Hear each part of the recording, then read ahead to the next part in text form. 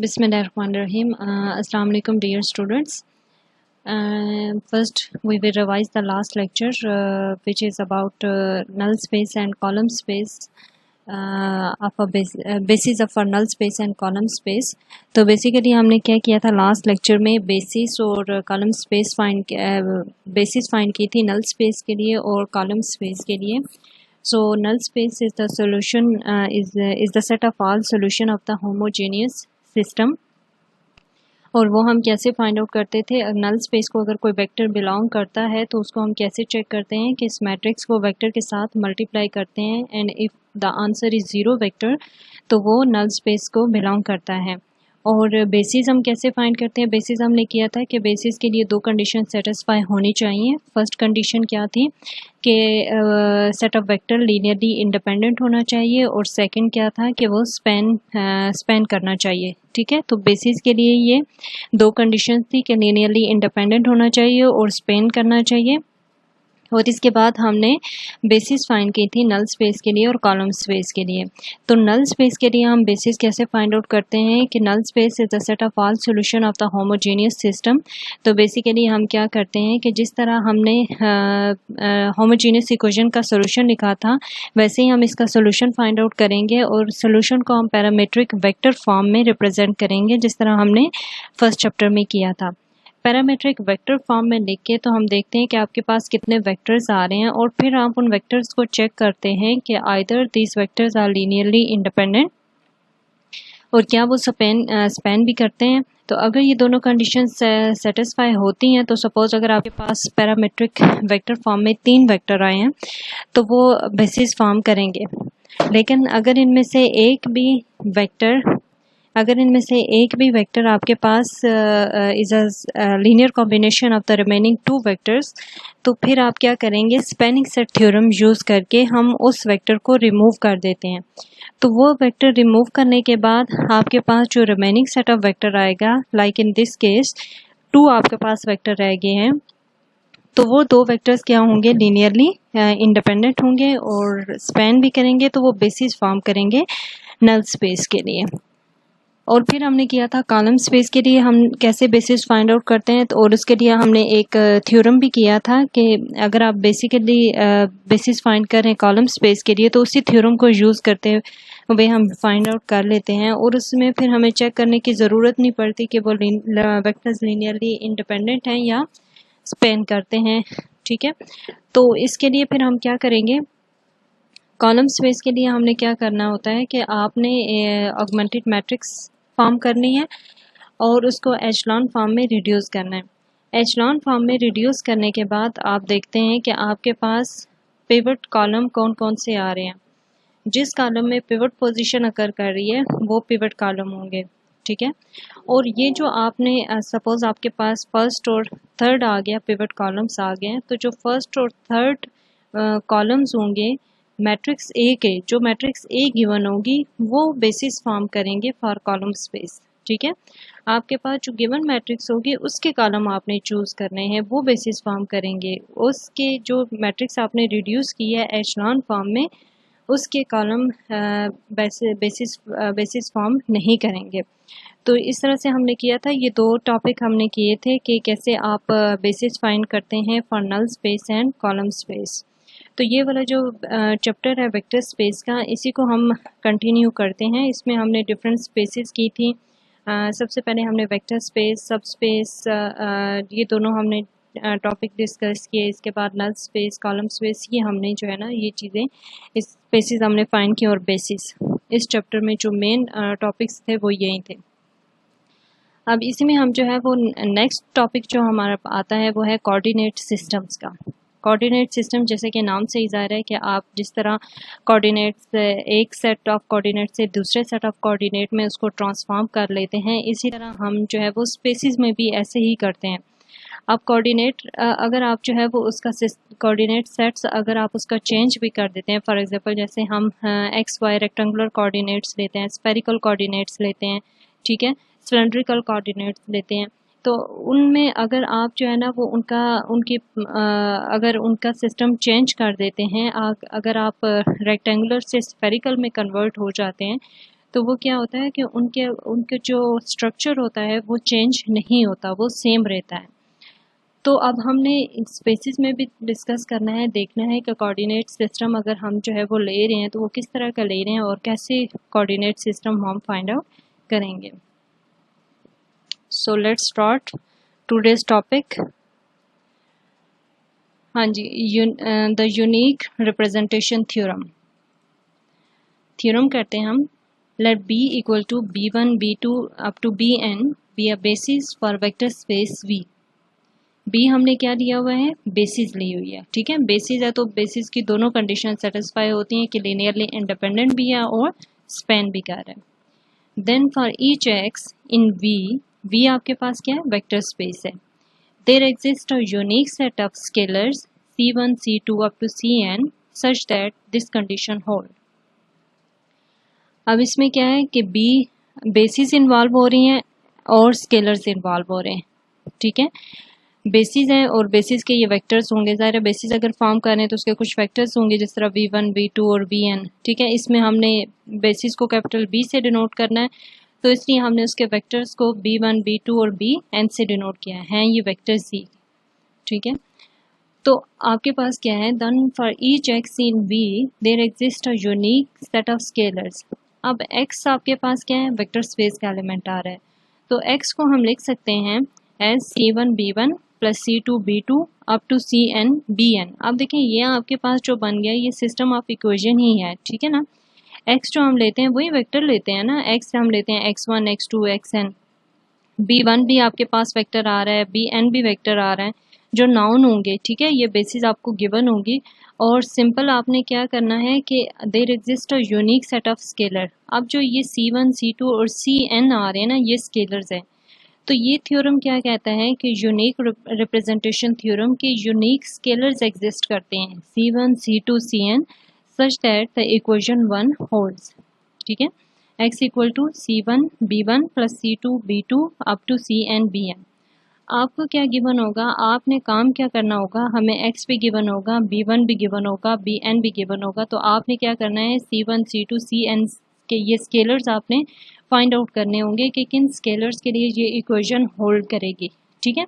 तो सिंपल आपने काम ये करना है कि स्केलर्स को आप कैसे फाइंड आउट करेंगे, ये आपके पास सिस्टम ऑफ इक्वेशन आ गई ना। ऑगमेंटेड मैट्रिक्स फॉर्म करें, आप किसी भी मेथड से उसको सॉल्व कर सकते हैं, चाहे तो आप जो आपने पहले के मेथड किया है गॉसियन एलिमिनेशन या सब्स्टिट्यूशन मेथड, या आप जो है वो जो हमने लीनियर अलजेब्रा में जो स्टार्ट किए थे एचलॉन फॉर्म और रिड्यूस्ड एचलॉन फॉर्म, तो वो आपकी अपनी चॉइस है। कोई सा भी मेथड आप यूज़ करके इसको सॉल्व करेंगे और यहाँ से आप C1 C2 और Cn की वैल्यू फाइंड आउट करेंगे। नेक्स्ट ये प्रूफ गिवन है, अगर आप इंटरेस्टेड हैं तो आप इसकी डिटेल देख सकते हैं और अगर नहीं है तो आप इसको स्किप कर सकते हैं। हाँ जी, अब जो है वो हमने डेफिनेशन करनी है कोऑर्डिनेट वेक्टर्स की। Suppose B equal to B1 B2 and Bn is a basis for vector space V and x is in V, ठीक है। वहीं हमने बेसिस के वेक्टर्स लिए हैं और x आपने कोई भी एलिमेंट लेना है वेक्टर स्पेस का। Then the coordinate vectors of x, coordinates of x relative to the base B, ठीक है। अब हम जो कोऑर्डिनेट ले रहे हैं वो क्या है, इसको हम कहते हैं relative to base B are the B coordinates of x are the weights C1 C2 Cn such that x equal to C1 B1 plus C2 B2 up to Cn Bn। यानी कि जो ऊपर हमने बात की थी कि आपके पास अगर B एक बेसिस हो तो उसके लिए यूनिक स्केलर्स एग्जिस्ट करते हैं सच दैट दिस कंडीशन होल्ड, ठीक है। तो यही जो ये वाली आपके पास कंडीशन आ रही है, जो x कोऑर्डिनेट वेक्टर्स आ रहे हैं ना, उसको हम क्या कहेंगे, this are the coordinate of x relative to the base B, ठीक है।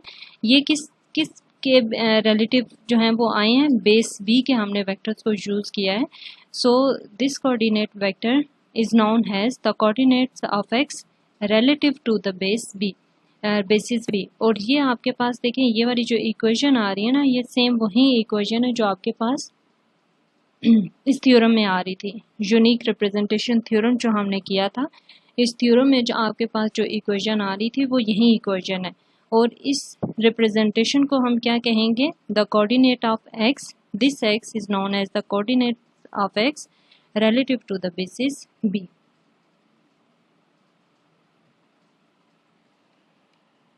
हाँ जी, और इसको हम डिनोट कैसे करते हैं, अब C1 C2 आपके पास क्या हो गया, B कोऑर्डिनेट्स आ गए, ठीक है, of x, then the vector in Rn, आप x को कैसे लिखेंगे, x और स्क्वायर ब्रैकेट यूज करेंगे और B आपके पास आ गया is the coordinate vector x relative to B, ठीक है, ये क्या आ गया आपके पास, तो coordinate vector x relative to b, और वो आपके पास क्या आएंगे, ये जो स्केलर्स आप फाइंड आउट करेंगे C1 C2 एंड Cn।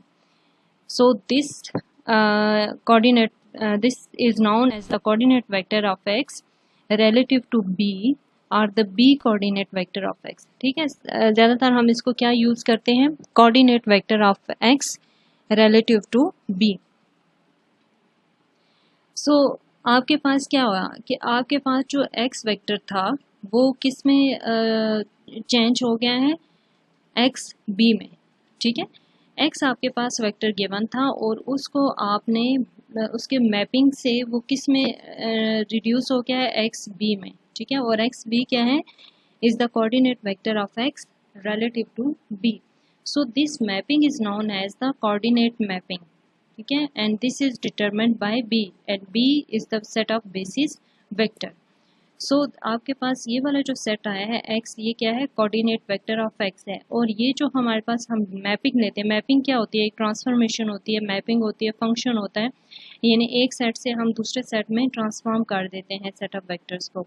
तो x आपके पास जो वेक्टर है वो किस में रिड्यूस हो जाएगा, x b में, and this is known as the coordinate vector of x relative to the base b। सो अभी तक जो हमने चीज़ की है वो क्या है, कोऑर्डिनेट वेक्टर x है। कोऑर्डिनेट वेक्टर x अगर आपने फाइंड करना है तो it's mean you have to find C1 C2 and Cn, और C1 C2 Cn आप कहाँ से फाइंड करेंगे, इस इक्वेशन से, x equal to C1 B1 plus C2 B2 plus Cn Bn, और इसमें B1 B2 और Bn क्या है, बेसिस है, और x आपको भी गिवन होगा और सेट ऑफ बेसिस वेक्टर भी हमें गिवन होगा। हाँ जी, अब हम नेक्स्ट एग्जांपल देखते हैं कि इसमें हमारे पास क्या होगा कि अगर आपके पास हमने coordinate vector x find out करना होगा relative to the base b। So let's see how to do.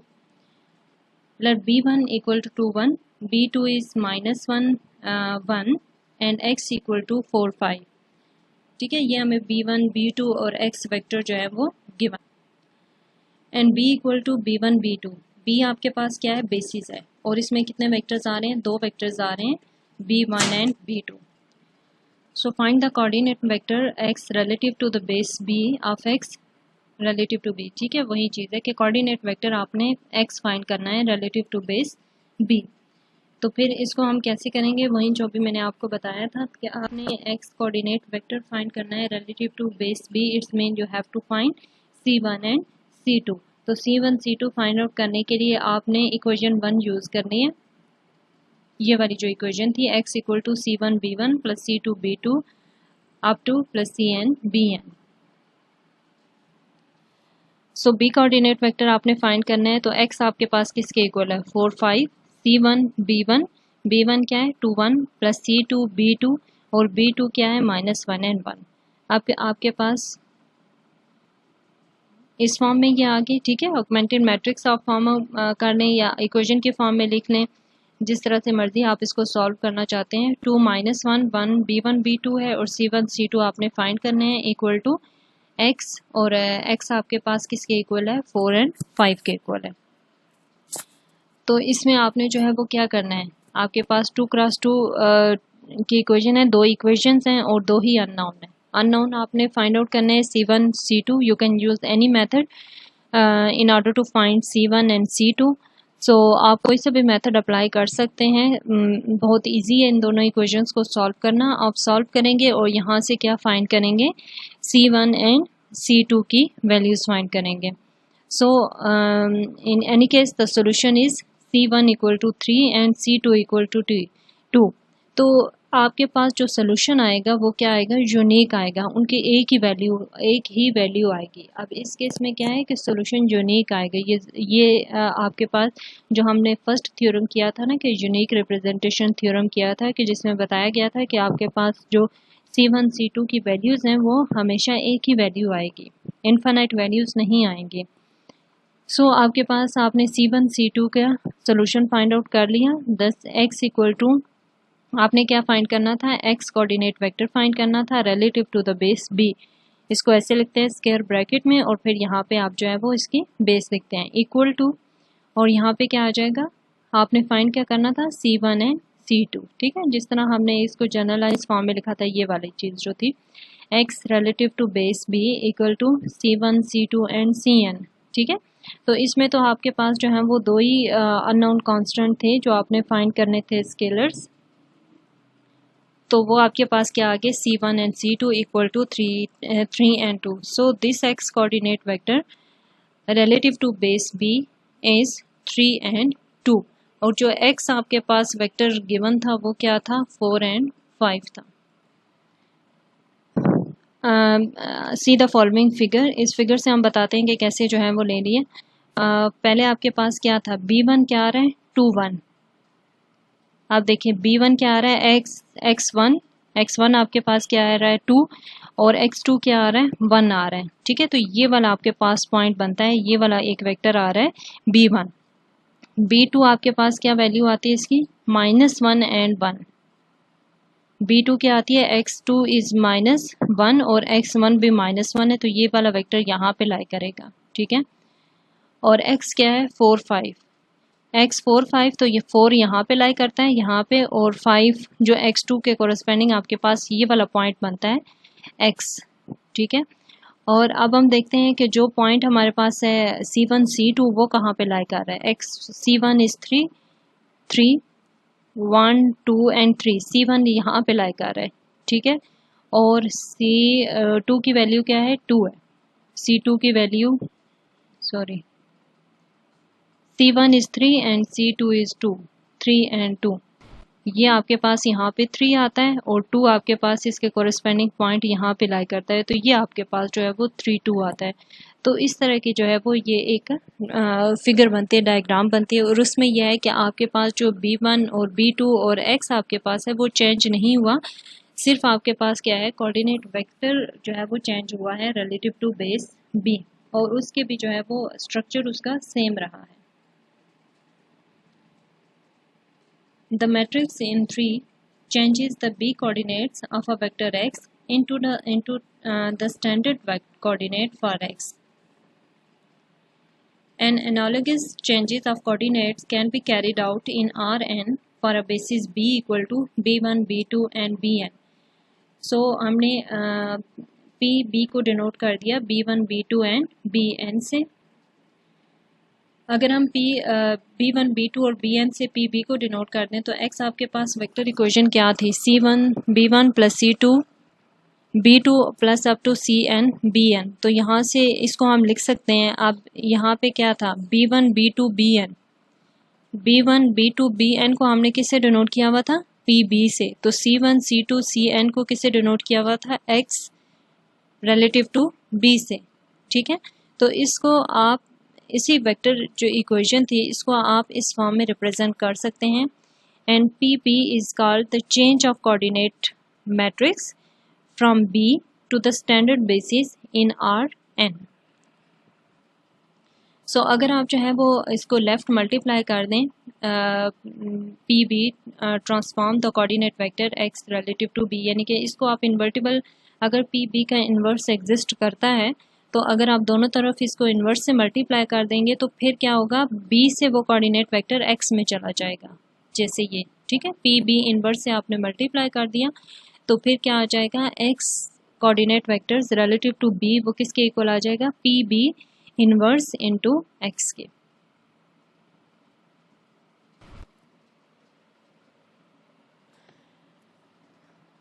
Theorem है, let B equal to B1, B2 and Bn be a basis for a vector space V. Then the coordinate mapping x into x relative to B is 1:1 and linear transformation from V onto Rn। अब क्या है कि B आपके पास basis है, coordinate mapping हम ले रहे हैं, जिस तरह मैपिंग का आपको बताया था कि x आपके पास एक मैपिंग ले रहे हैं x into x relative to B। So this mapping is 1:1 and 1:1 linear transformation। और लीनियर ट्रांसफॉर्मेशन आपको पता है कि लीनियर ट्रांसफॉर्मेशन क्या होती है, जिसमें एडिशन ऑफ वेक्टर्स और स्केलर मल्टीप्लिकेशन दोनों डिफाइंड होती है। यानी दो वेक्टर्स को अगर आप ऐड करें तो वो उसी को बिलोंग करने चाहिए, और अगर वेक्टर को आप स्केलर के साथ मल्टीप्लाई करें तब भी वो उसी सेट ऑफ वेक्टर्स को बिलोंग करना चाहिए। तो एडिशन ऑफ वेक्टर और स्केलर मल्टीप्लिकेशन जिसमें दोनों डिफाइंड हों वो क्या होगी, लीनियर ट्रांसफॉर्मेशन होगी। सो नेक्स्ट हमारे पास ये जो है ना वो इसका प्रूफ है, आप देख लें इसकी detail if you are interested. इसमें आपने यही लेना है कि लीनियर हमने क्या इसको शो करना है कि कोऑर्डिनेट मैपिंग जो है वो लीनियर ट्रांसफॉर्मेशन है। तो लीनियर ट्रांसफॉर्मेशन के लिए आपने क्या करना है, दो वेक्टर्स लेने हैं u एंड w, v में ही ले रहे हैं, और v आपके पास क्या आ रहा है, ये सेट ऑफ वेक्टर्स आ रहा है। तो ये c1 b1 plus c2 b2 plus cn bn और w इस तरह आपने लिया। तो लीनियर ट्रांसफॉर्मेशन की आपने दोनों प्रॉपर्टीज इसमें चेक करने हैं, यानी दो वेक्टर्स को आप ऐड करें तब भी वो उसी सेट का बिलोंग करना चाहिए, और अगर स्केलर के साथ मल्टीप्लाई करें, r यहाँ पे एक स्केलर लिया हुआ है और u एक वेक्टर लिया हुआ है, तो वह भी आपके पास क्या होना चाहिए, कोऑर्डिनेट मैपिंग को ही बिलोंग करना चाहिए। एडिशन ऑफ वेक्टर और स्केलर मल्टीप्लिकेशन इसमें दोनों डिफाइंड होनी चाहिए। सो अगर आप लोग इंटरेस्टेड हो इसकी डिटेल देखने में तो आप लोग जो है वो चेक कर सकते हैं। हाँ जी, नेक्स्ट एग्जांपल हम करते हैं। Let v1 and v2 be two vectors and x भी आपके पास वेक्टर गिवन है, and b equal to v1 and v2, then b is a basis for h, and h आपके पास क्या है, spanning set of v1 and v2। अच्छा जी, determine if x is in h and if it is, find the coordinate vector of x relative to base b। इसमें आपने क्या करना है कि हमें v1 v2 x vector given है, b हमें बेसिस गिवन है, और बेसिस में कौन कौन से वेक्टर्स आ रहे हैं, v1 and v2, then b is a basis for h। हमें ये गिवन है कि b जो है वो बेसिस फॉर्म करता है h के लिए, और h क्या है, spanning set of v1 and v2। So determine if x is in h, हमने क्या प्रूव करना है कि क्या x जो है वो h को बिलोंग करता है। h क्या है, स्पेनिंग सेट है। अगर x h को बिलोंग करता है, it's mean that spanning set आ रहा है, तो स्पेनिंग सेट क्या होते हैं, linear combination of v1 and v2। It's mean x can be written as a linear combination of v1 and v2। और अगर हम लिख सकते हैं if x belongs to h, then find the coordinate vector of x relative to b। ठीक है, फिर आपने कोऑर्डिनेट वेक्टर x फाइंड करना है। It's mean you have to find c1 c2 and c3, क्योंकि ये 3 डायमेंशनल है, x आपके पास x1 x2 x3 आ रहा है। तो इसी तरीके से आपने जो है वो क्या फाइंड करना है, कोऑर्डिनेट वेक्टर x फाइंड करना है, यानी c1 c2 and c3। So let's start it's solution. If x is in H, then the following vector equation is consistent। First हमने चेक करना है कि x जो है वो H में है, x H को बिलोंग करता है, it's mean that x can be written as a linear combination of v1 and v2। ये आपके पास 3, 12 एंड 7 क्या है, x आ रहा है, c1 v1 plus c2 v2। ठीक है, कोऑर्डिनेट वेक्टर में हम जो है वो क्या ले रहे हैं, c1 c2 ले रहे हैं, x1 x2 नहीं ले रहे, क्योंकि x आपके पास जो वेक्टर है वो गिवन है हमें। ठीक है, ये वाला x वेक्टर गिवन है, तो थोड़ी सी उसकी रिप्रेजेंटेशन डिफरेंट है, लेकिन प्रोसेस उसका सेम है। यहाँ पे हमने x1 x2 xn ये हमें गिवन होगा, और जो अननोन हमने फाइंड करने होंगे ना, उसको हमने c1 c2 और cn लिया है। ये हमने कब करना है, जब हम जो है वो कोऑर्डिनेट इसकी मैपिंग डिफाइन कर रहे हैं। सो अगर x h को बिलोंग करता है, then x can be written as a linear combination of v1 and v2। इसका मतलब है कि हमने इसको इस फॉर्म में लिख लिया, c1 v1 plus c2 v2 equal to this one. तो अगर x जो है वो h को बिलोंग करता है तो सिस्टम क्या होना चाहिए, कंसिस्टेंट होना चाहिए। ठीक है, either it has a unique solution or infinite many solution. In both cases, if the system is consistent, then x vector belong to H, and H equal to spanning set of V1 and V2. Yes. तो आपने check करना है कि ये system consistent आता है. अगर system consistent है, उसका सोल्यूशन एग्जिस्ट करता है, तो वो उसको बिलोंग करेगा. तो आपने इस सिस्टम को सॉल्व करना है. आप इसके ऑगमेंटेड मैट्रिक्स फॉर्म कर लें. 3 6 2 -1 0 1 3 12 एंड 7. ठीक है. और उसको आप चेक कर लें, उस पर रो ऑपरेशन करें, उसको एचलॉन फॉर्म में रिड्यूस करें और चेक करें कि उसकी वैल्यूज़ क्या आती हैं C1 C2 की. और अगर सिस्टम कंसिस्टेंट आ रहा है तो एक्स एच को बिलोंग करेगा, और अगर सिस्टम कंसिस्टेंट नहीं आता तो एक्स एच को बिलोंग नहीं करेगा. और अगर कंसिस्टेंट आता है देन आपने फर्दर इस क्वेश्चन का आंसर करना है. You have to find the coordinate of vector of x relative to B.